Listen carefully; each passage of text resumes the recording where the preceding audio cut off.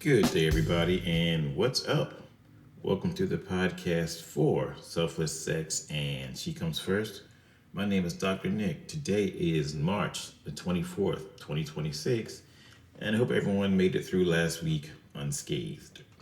If you didn't, well, I hope you're doing okay though. So first off, if you can't tell, I'm back to sounding like I'm talking to you in a train tunnel because I was finally able to get my fancy, smancy mixer back up and running again. Of course, it was out of how many buttons is that? Like 50 or so buttons. It was one button that was acting up, but I finally got that button pushed and I'm back to sounding like me again. So let's turn this corner. Today, I want to talk to you about a report that came out and a plan that came out earlier this year from the Heritage Foundation. If you don't know, the Heritage Foundation was a right-wing small government think tank in the US. Now, apparently, they are a large government to the point where they want the government involved in your bedroom activities type of think tank. I have a feeling it's going to affect a whole bunch of people, including some of their voters and supporters, so they don't see the impact that's coming yet, but they will if their plan goes through. So let's talk about that today.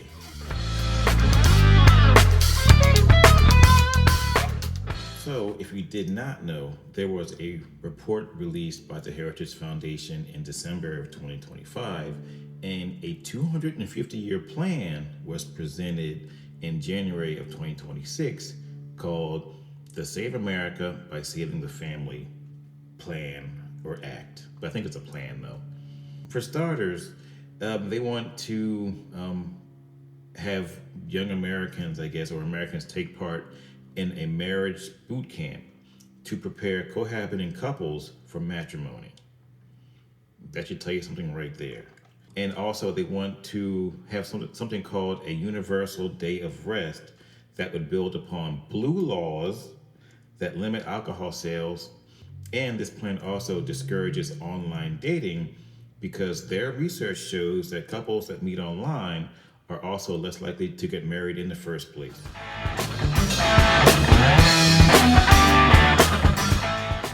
So just to clarify something, if I had to guess, you just ask yourself, what the hell is a blue law? Because I never heard of them either framed that way before. But according to Google AI, quote, blue laws or Sunday laws or statutes that restrict or ban certain commercial or recreational activities on Sundays to promote a day of rest. Originating in colonial America, these laws historically banned activities like selling alcohol, shopping, or playing sports to enforce strict moral codes.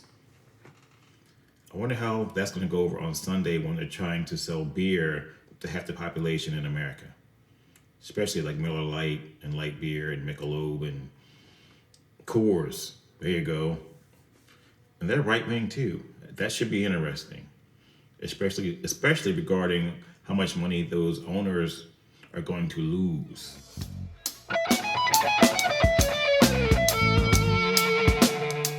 Okay, I just got off my soapbox, but hear me out, because this is where it gets weird.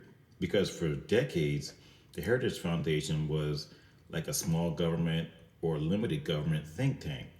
But now they're all flipped around to the point where they want policy that, quote, encourages and protects the formation of families, not just fertility, and recommending against any policies that, quote, undermine marriage and the formation of families or reward or encourages needless delay in marriage and out of wedlock births. And just to take it a step further and show you how much they want the government to be involved in people's lives, they want the current US president to issue, quote, a series of executive orders requiring every grant, contract, policy, regulation, research project, and enforcement action involving the federal government to do the following: explicitly measure how it helps or harms marriage and family, block actions that discriminate against family formation, and give preference to actions that support American families. Unquote.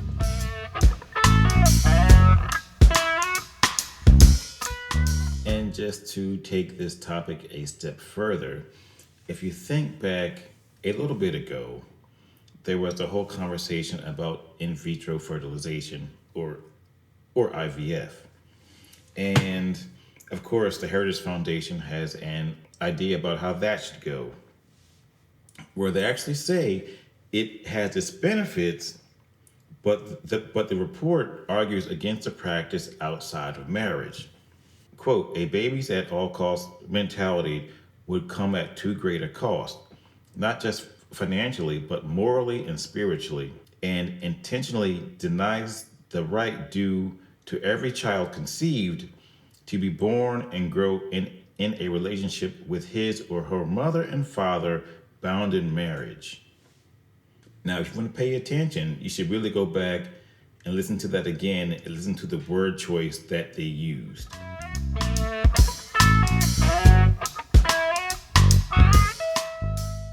Okay, just to close out this podcast, I have to get back to my soapbox for a few minutes here because I can think back to a time when the Heritage Foundation was all about having limited government involvement in people's lives.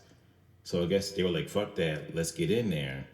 And I can tell you right now, most people do not like being told what they can or cannot do in their own bedroom. Granted, they are already telling us what we can and cannot watch. Don't believe me? Try to watch any type of porn or erotica on the internet, and that depends on what state you're in. And I guess next thing to fall is selling alcohol on Sundays with those blue laws. So that's not going to go over well either. So I guess they're going to start telling us what we can and cannot eat because they already flipped the food pyramid upside down. Number two, don't forget, this is a 250-year plan that they just put out a few months ago. And I can tell you something that's going on right now, quiet as kept. They're trying to actually limit the voting rights of women in this country. That won't make the news, but when you try to vote, probably in a semi-near future, it could be kind of interesting for certain groups of women. And finally, just to close out this podcast, yes, I understand that they want male-dominated homes again and things like that, which they hope in the end would increase the birth rate because that's what they really want. Of course, they want women at home taking care of the kids. But please keep in mind, probably since the 50s, 60s, and 70s, women had to go out into the workforce just to help make the ends meet. Think about that. So I just want to close this out and say this. I wonder, I'm sure that their overall goal is to increase the declining birth rate. And of course, they're going to blame feminism or something like that or whatever. But my question is, for the Heritage Foundation, does the color of the children matter as well? Is it just white children you want born? Is it black children you want born? People of color, Asian, what, is it, or is it like just everybody have babies so that the birth rate in the US goes up? That's just a question. And I also believe that is going to turn out to be one of the most important questions in the nearest future. So, on that note, I'm out. You guys have a great day. Stay tuned.